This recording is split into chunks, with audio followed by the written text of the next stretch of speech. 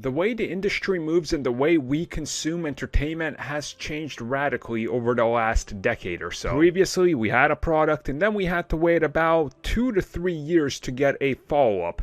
Now with the MCU doing multiple TV series per year and multiple films, all of these things are interconnected and evolving at a faster rate than ever before. So despite the fact that we continue to tread on along into the next piece of MCU content, we're still catching up along with what happened in the last one. This time, Elizabeth Olsen talks a little bit about the post-credit scene and Wanda's twins.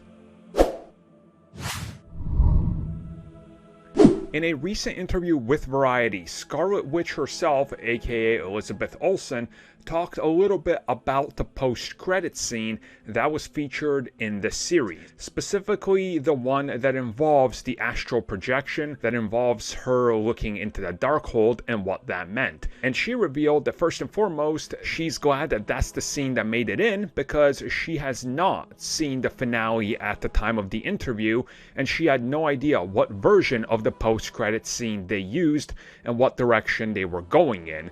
And then she was surprised that they did go with the one that features the voice of the kids shouting out to her. Which then this reveals that obviously they've had different takes and different moments and different styles of post-credit scenes. But this is the one that they wanted to go with because it's going to matter in the future. And then she elaborated a little bit on the whole Darkhold thing, the astral projection, the Scarlet Witch, saying that this is another step in that character's humanity, evolution, and it's informing what the fans speculate is going to come down the road. I think again this means obviously her connection to Doctor Strange, tapping into this forbidden magic and going into the multiverse to look for her children. And then they said that despite the final episode being titled the series finale, this doesn't necessarily mean it's the finale, because obviously the character will live on in other mediums, which I assume means the film and showing up in future TV series. And as they've said before, never say never in the Marvel Universe, and they continue to repeat that in this interview.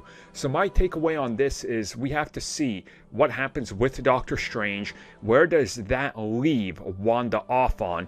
What does it do with Vision? And then how can you pick up the pieces and move forward? And my assumption is they don't want to spoil it by saying, hey, we're going to have a WandaVision Season 2 4 years from now, because then we understand that Wanda is safe, Vision is safe, oh, and the kids are probably back and safe if they're doing a second season. Let's not spoil that, just like Disney decided not to spoil what was coming after Mando Season 2. So again, it's a take your time and we'll get there, and the character's evolution and the post-credit scene directly ties into we don't know what the future holds.